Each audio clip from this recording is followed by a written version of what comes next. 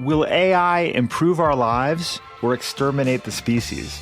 What would it take to abolish poverty? Are you eating enough fermented foods? These are some of the questions we've tackled recently on The Next Big Idea. I'm Rufus Griscom, and every week I sit down with the world's leading thinkers for in-depth conversations that will help you live, work, and play smarter. Follow The Next Big Idea wherever you get your podcasts. From LinkedIn News, I'm Jessie Hempel, host of the Hello Monday podcast. Start your week with the Hello Monday podcast. We'll navigate career pivots. We'll learn where happiness fits in. Listen to Hello Monday with me, Jessie Hempel, on the LinkedIn Podcast Network or wherever you get your podcasts. Hey, I'm Kwame Christian, and you are about to step into the world of Negotiate Anything, the #1 negotiation podcast in the world where we teach you how to make difficult conversations easier while getting more of what you want in the process. Each episode is packed with practical tips and strategies from the experts. We delve into negotiation, conflict resolution, and leadership skills that are crucial in both business and in life. Whether you're closing a deal, managing a team, or navigating personal relationships, Negotiate Anything provides you with the tools you need to succeed. Our conversations are real, relatable, and most importantly, rooted in practicality. So if you're ready to transform your conversations and elevate your negotiation skills, join me on Negotiate Anything. Subscribe and listen on Apple Podcasts, Spotify, or wherever you love to listen. Let's make every conversation a winning negotiation.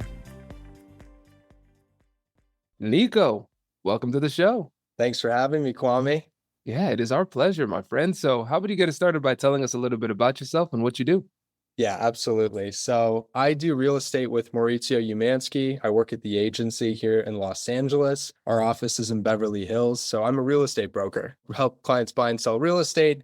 And obviously negotiation is a big part of what I do. So me and Kwame actually met at one of the agency's seminars. If you haven't seen Kwame speak publicly, he's absolutely incredible. I was captivated, and we just became fast friends. And now whenever he's in LA, we hang out and he destroys me in chess. So that's our relationship.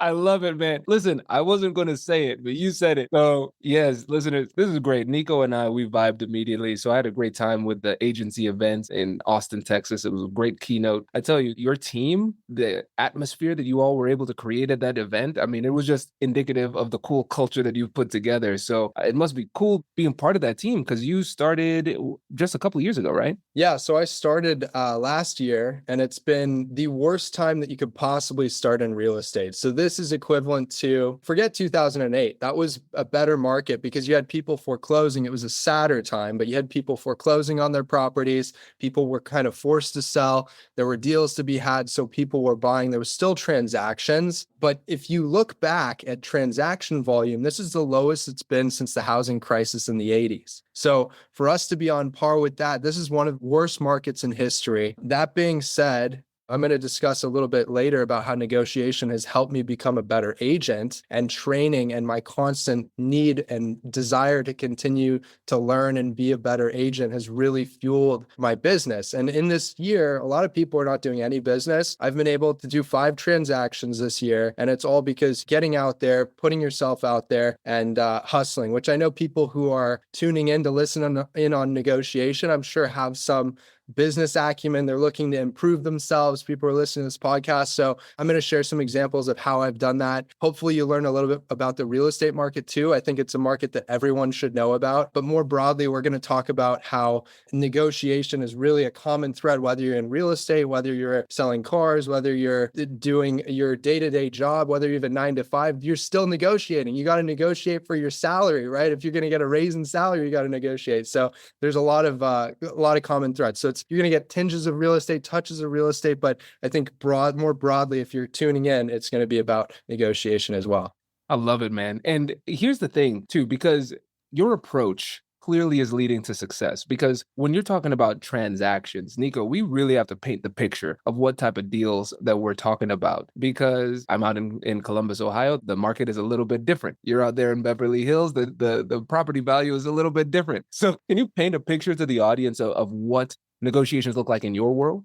Absolutely. So just for context, I quit a really well-paying job to get into real estate. And at first it was because I had a great connection in the real estate world who was encouraging me to make the leap. But like you said, you're in a state where the property values are much less than Los Angeles, California, which is one of the main cities in the United States / the world. So just for context, my first deal was a $3 million house. Now, when you break down the commissions on that, a buyer's agent takes home minus splits and all that stuff, they're taking home 2.5% of that transaction. So if you do some simple math, it made a lot of sense to get into real estate. So $3 million properties in Los Angeles are pretty standard. You got to think if you're going to get an entry level house in LA, to get something that's relatively nice, a 3-bedroom, 2-bath with 1,800 square feet in a decent neighborhood, you're looking at like $1.5 to $2 million.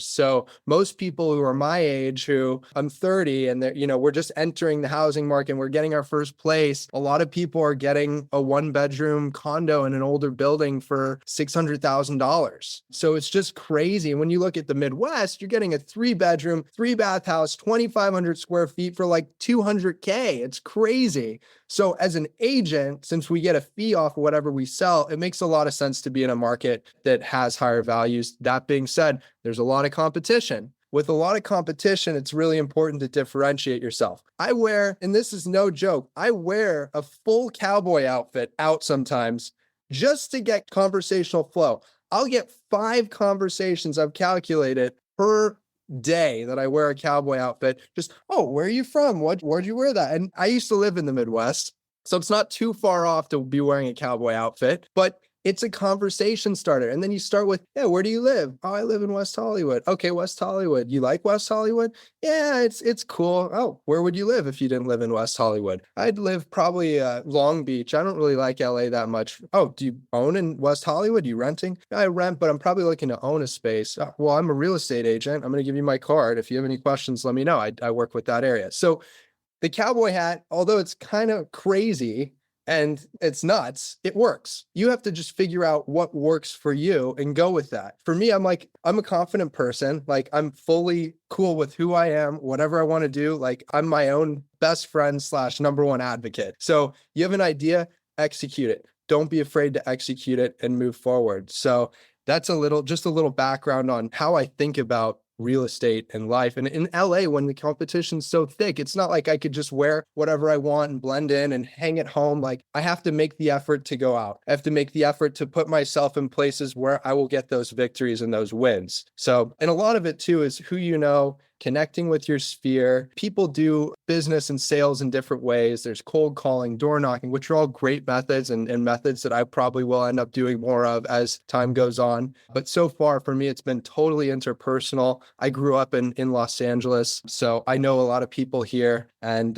just connecting with them and putting the word out there has been really helpful for me to spark my business. So listeners, you're seeing why I love talking to Nikko. You're just dropping all sorts of gems and just passing by. We're going to hone in on some of these because I love talking to folks who are in the real estate space, especially in LA and New York, because the environment is so competitive, because we don't just have the negotiation expertise that's required to close these deals. The marketing and sales at the front end is so important because you have to stand out. It's so incredibly competitive. And so you have to get people's attention first, demonstrate that credibility, and then make it clear that, hey, I'm an option for you without pushing too hard. And how do you balance that when it comes to the competitive ecosystem you find yourself in? Because that in itself is a negotiation too.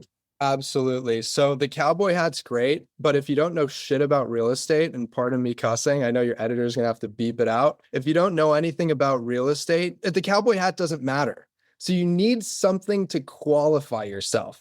All right. So the qualifier, you could wear a SpongeBob outfit. It really doesn't matter, but you need a qualifier. It doesn't matter how you look. It matters what you know. For example, someone walks into an open house and I'm wearing my sweats and my t-shirt and all the other agents are wearing suits. Just based off appearance alone, you're going to go with the guy who is wearing the suit. But what's your qualifier? This is the question that you really have to understand and know. My qualifier is, okay, which house are they walking into? What are the other houses in the neighborhood that look like that are at that price, 3-bed, 3-bath, whatever that they're looking for?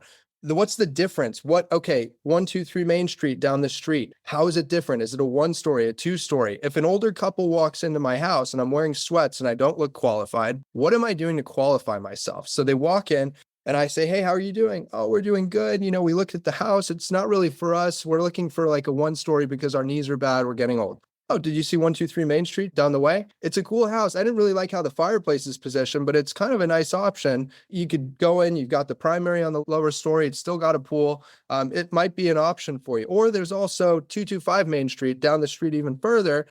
Now the guy wearing sweats seems like the best option because holy cow, he knows the market, right? So how are you going to qualify yourself? The other way to qualify yourself is working for a reputable brokerage. So when I go into a meeting with someone and they're thinking about listing their house with me, when I say I'm from the agency, it's one of the most prestigious brokerages in the world. Now, there are other brokerages that don't have that same level of expertise. You may hear a name and say, I don't know if I trust the brand, right? So you don't know if you really trust it. So the agency is trustworthy. So what are these qualifiers? The brand that you work for, your knowledge is really the most important piece, and knowing the market and knowing what's going on and giving examples of what you've done. Now, when you're breaking into the real estate agency, it's like a plastic surgeon, right? Do you want to be the first client for who goes in for surgery with this guy? Absolutely not. That is the most ludicrous thing. It's the same thing with real estate. So you got to find a good mentor in whatever field you're in. You got to find a good mentor who's going to be your qualifier instantly, because you might not know all the things that you need to know. But when you have a mentor, you could easily slap their brand on your pitch. So yeah, my name's Nikko.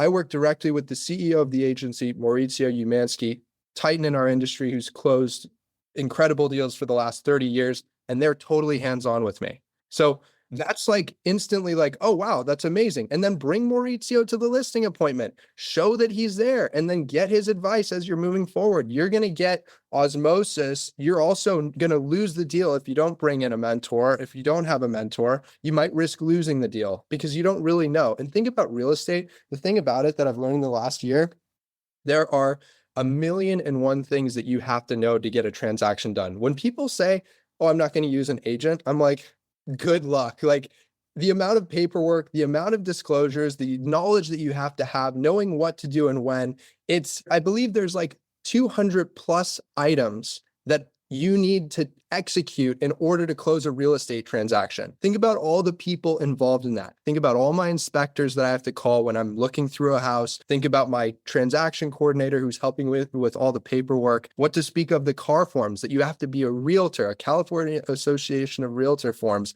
to be a realtor to access. Think about the hundreds of forms that I have access to. Are you going to have a lawyer draft all that? I mean, you could, but you have $1 billion organization backing all these contracts, and they're the industry standard. So it makes sense to go with a realtor who knows the forms, who can help you through all this stuff. But yeah, so anyways, a bit of a tangent, but yeah, that's a little tidbit on qualifying yourself and having the proper knowledge. And it's not just what you wear and getting the leads, it's also actually knowing your business.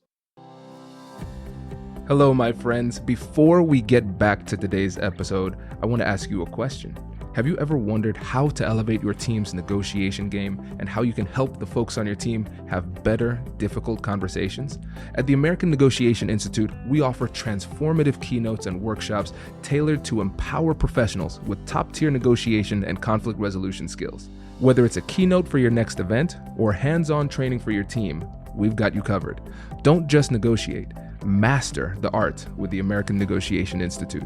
Click the link in the description to find out more. Elevate, negotiate, and succeed.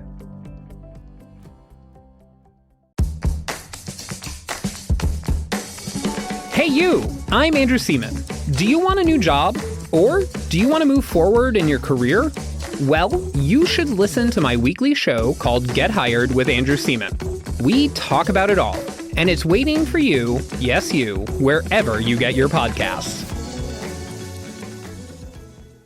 Hi, this is Alex Kantrowitz. I'm the host of Big Technology Podcast, a longtime reporter and an on-air contributor to CNBC. And if you're like me, you're trying to figure out how artificial intelligence is changing the business world and our lives. So each week on Big Technology, I bring on key actors from companies building AI tech and outsiders trying to influence it, asking where this is all going. They come from places like Nvidia, Microsoft, Amazon, and plenty more. So if you want to be smart with your wallet, your career choices, in meetings with your colleagues, and at dinner parties, tune into Big Technology Podcast on your app of choice. You're absolutely right. And just to recap for the audience, when it comes to qualifying yourself, your three things that you go to: first, showing people that you know the market, the credibility of the brand, and then strategically letting people know the connection that you have with such a powerful mentor. And so for listeners, if you don't know Mauricio Umansky, he's a big deal. Not just in the real estate space, but also crossing over into the mainstream with Hollywood, with the Netflix as well. So like Netflix show, I mean, you couldn't name anybody better in the industry as a mentor. And one thing I want to home in on is showing that you know the market. One of the mistakes that people make when they're trying to show off the fact that they know stuff is that it comes off as showing off, not being helpful. Because you're saying, all right, I'm going to listen, I'm going to empathize, I'm going to understand what they need, and I'm going to give them the amount of information they need to make a better decision and educate themselves in a relevant type of way. But other people, when they're insecure, you just hear them showing off encyclopedic knowledge of random things. And it is a major turnoff. So I love the fact that you bring that relevance in there too.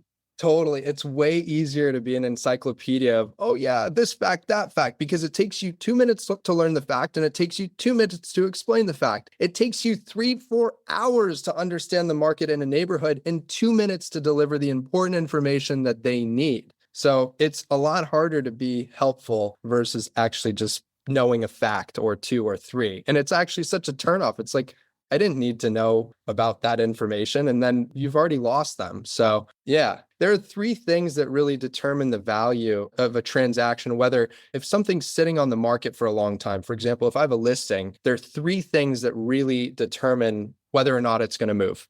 Okay, the first thing is the agent. Is your agent taking calls of clients that are coming in? And I've seen scenarios where no, they're not taking calls, they're not reading their emails. And it's just the craziest thing to me that these people exist, but they do. So they're not taking calls, they're not reading their emails, they're not saying, hey, we just got a lead. Hey, they're not doing the showings, they're not doing their job. That's number one. Number two would be the marketing. Okay, so what do your pictures look like? What is your listing description? How are you putting it out there? Are you doing social media posts? Are you doing, are you posting on the MLS, which for us is like the Zillow for agents? And number three is the price. What price are you going out at? And this is where the negotiation part of our conversation comes in. So the price, is it too high? Is it too low? What does the market determine as the proper price for your property? And what are you priced at? Now, it's kind of counterintuitive here because a lot of how you price something is a really, really, really important piece of the puzzle on whether a piece of real estate sells or not. And when you think about the price, obviously, both the listing agent and the person selling their house want to get the highest possible price for your house, right? I get paid more if I sell the house for more. My client gets paid more if we sell the house for more. So we're both on the same page immediately that we want to sell the house for the highest price possible. So now how do we arrive at that number? A lot of sellers think their house is way more valuable than it actually is. It's a natural thing to think that they have the best house in the neighborhood. I don't know if it's an ego thing or what, but sometimes I say, hey, what do you think your home's worth? And they'll say, oh, I think it's 2.7 million. I'm going, this house is not selling for over 2.2 and the best day on earth. You know what I mean? So they don't really know. But what happens is, and the big issue with someone who thinks that their house is expensive and is attached to that idea, first of all, it's unrealistic. But more importantly, when you list a house, when I list a house and it's for sale and I go on the market at 2.7 when it's actually valued at 2.2 and we get zero activity that first week, we get zero activity the second week, third, it's sitting there. And you know what happens when it sits there? It racks up days on market. And if you know anything about sales, scarcity creates demand. When you have something that has sat there with no scarcity, no interest, no nothing, what does it do? You're already way priced out of the market. When you reduce your price, your days on market stays the same. And they're thinking, what's wrong with this house? And it kills interest. Now, if you underprice it, let's say your price, and this is, by the way, full disclosure, this is the LA market because it's so competitive. If you price that $2.2 million valued house at, let's say, $1.9 million, you're going to have 70 people come to your first open house. You're probably going to have 5 to 10 offers on the house, and you're going to have leverage to say, hey, Bob offered us 2.1 million, and we have 3 other people who have verbally said that they're going to be offering, and I've let them know that we're already at 2.1 million. At this point, the 70 people who have walked through the house have emotional buy-in on the house, and now the price becomes irrelevant.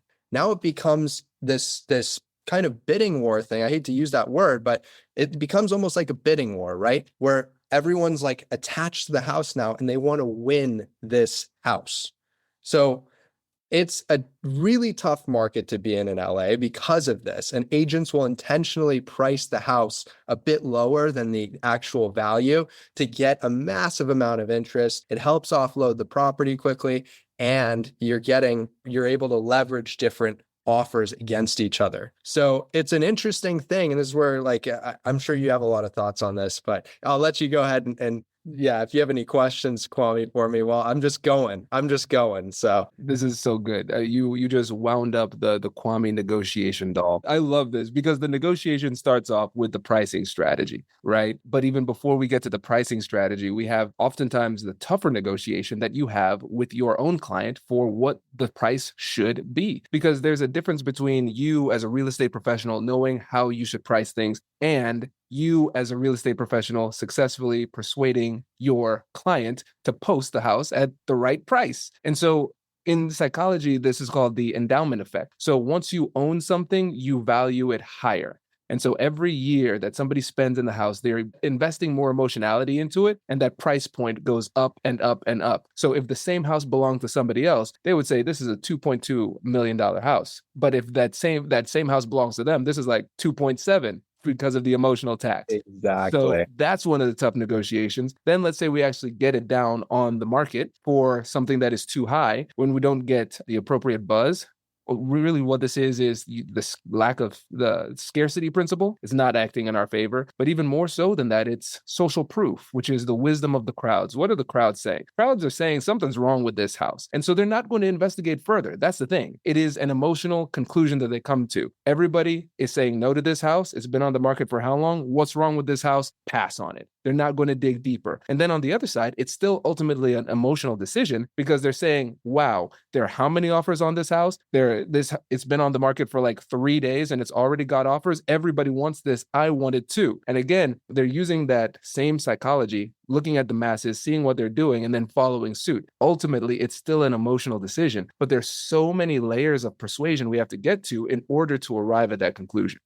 Absolutely. At the end of the day, there's all these different strategies that you could use. At the end of the day, it really comes down to what does the buyer want and what does the seller want? That's the bottom line. So what's really important, and like you said, the first negotiation is figuring out when you're going to list a property, okay, how am I going to figure out and kind of back into this situation where the seller becomes more realistic? And that's a really sensitive conversation. That's a sensitive thing because this is something that they own. There also is a level of like mistrust with agents, right? Like, oh, is this agent, I don't really trust them or whatnot. That's a barrier that you have to overcome. But the most important thing when I'm thinking about going on a listing appointment or potentially listing a house for sale is what is the client, like, what are their goals, right? Like, I want to hear their goals. Why are they selling this house? Sometimes I will literally tell them not to sell their house. Just yesterday, I had an appointment where it was actually a dear friend of mine who lives up in the canyons in this beautiful house, and they're concerned about fires because there are fires in Los Angeles, and they've been in the house for 30 years. They're like, we want to sell it, and we want to move to this neighborhood. And I looked at the value of the house and the neighbor. I said, this is what you would get in this neighborhood. And frankly, I don't really see you making that move because of your lifestyle, what you like to do. The guy likes to work on motorcycles. He's got a big garage. It makes a lot of sense where he's at. And I had to kind of understand, number one, what's your goal having me help you? What's your goal? What are we arriving to, right? Another person's goal might say, hey, I want to sell the house and move to Hawaii. Okay, well, how much is a house in Hawaii that you're looking for? 1.5 million. Okay, and you're looking to get what from your house? Oh, $0.7 million. Well, your house is worth 2.2. We could still accomplish your goals, which is the good news, but this is the price. So trying to understand, okay, what are their needs? What are their wants? And then strategically and tactfully arriving at obviously something fair. My job, and I have a fiduciary duty to my clients, is to make sure that I'm honest, that I'm working in fair dealings, and that they're taken care of. So that's the utmost important quality of mine that I like to present with whoever I'm doing business with. Because at the end of the day, it's like your reputation. And that's why people will come back to you. So if you are an honest person, if you are telling people honestly, a real estate agent telling me not to sell my house, even though they'd make $100,000 on the transaction, there's something like, oh, he actually cares about me, because I do. You know what I mean? So, and then that'll lead to referrals in the future or whatever, or when they decide to sell, if they do for another reason, that'll lead to a potential sale. But it's so important to be honest, to deal fairly, and make sure that you take care of the people that you're working for. Obviously, in any industry, it's good to be honest. So yeah, I think it's an interesting negotiation when you're going in and someone has an inflated value of their house. There's a myriad of ways that you could kind of share with them that, hey, your house really isn't worth this. So number one would be pull the comps. Share recent properties that have sold in the area. Down the street, there's a house that sold for 2.2 million, same bed bath count, same amenities. It had a pool just like your house, same kind of finish work that you have. There's another house that sold for 2.1 million, and this had the same stuff. The ones that are selling for 2.7 have an extra bed and bath and an extra 400 feet, and they have a pool and a jacuzzi, and that they have a bigger backyard, and they're maybe newer finishes. And so you kind of arrive at this value where it all depends on the person. Like, who are you speaking with? Some people I could instantly have a candid conversation with, like, bro, your house isn't worth 2.7. Like, your house is worth 2.2. Other people might be a lot more sensitive. Maybe they're super emotionally attached to their house. Maybe they don't want to hear they don't want to hear no. Maybe they just want to hear yes. And so you're like a therapist, you're like a psychologist, like you're working all these different spheres to figure out, who am I working with? How can I communicate with them effectively? And how can we arrive at the conclusion that helps them, helps us, helps everyone? Brilliant. Because you're focusing on the outcome. You're focusing on the outcome that is best for the client. And again, a lot of real estate agents might understand what that outcome is, but do they have the type of relationship? Do they have the trust? And do they have the persuasion skills to get their client to agree with them on that ultimate conclusion? That's the tricky part. Exactly. But I love that you started off with trust, because yes, you have the fiduciary responsibility, and everybody in the industry does. The problem is that even if you are truly a fair dealer and being honest, that doesn't always automatically shift the perception of the other person, because they're going to say, well, Nikko's here trying to sell, so of course he's going to say nice things. But one of the things that you demonstrated is beneficial when it comes to building trust is a statement against interest. It would be in your best interest to sell whatever and put it as high as a price as possible. But you're saying, hey, listen, that is not in our collective best interest, nor is it in yours in particular, because of these reasons. And so you're building that trust, and then you're letting the data decide. Here's the information. It is not me hating on your house that you lived in forever. This is the market. I wish I could get you that price. The market says otherwise. Right? Exactly. This is so powerful. And then lastly, your willingness to flex. Because after you're having these conversations, you're making a read on the people. And for some people, they need all of the detailed evidence and maybe several conversations and maybe a little bit of pain to change their perspective. And other people, it's like, no, I'm getting a read on this person. I can just talk straight. We can work through it. Yeah. But again, that shows your negotiation skills, because you're willing to flex and adapt based on who's in front. Totally. No, you hit the nail on the head. You're 100% right on. Let me know when you're ready to get your license out here, Kwame, because if you grasped it like that, I mean, I can't wait to take you on a listing appointment. That'll be amazing. I appreciate it, man. No, this is great. And you've been dropping gems this whole episode. And for you, because I know it's so funny, because yes, technically you're starting off your career, but you're coming in here with so much experience and so much skill. Whenever I chatted with you, it did not feel like you were new in this. And I think it's so important to bring your fresh perspective, because times have changed so much just in the last few years. So bringing your mindset and your negotiation skills that are working in such a competitive environment, I think there's so much that the listeners can get from it. Totally. And for you, you're very active online, building up your social profile. For the folks who want to follow you and learn more and connect, what would you say is the best way to do that? Instagram would probably be the best way to do it. So my handle is at Nikko Show, NIKKOSHOW.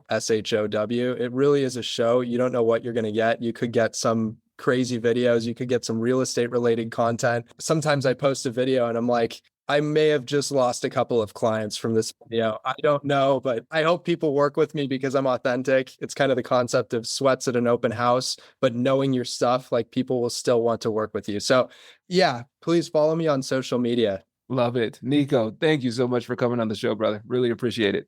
You're the man. Thanks for having me, Kwame. You're the best. Take care.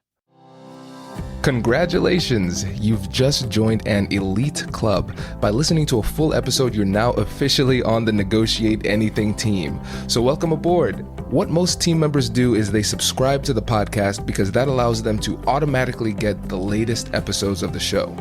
The best things in life lie on the other side of difficult conversations.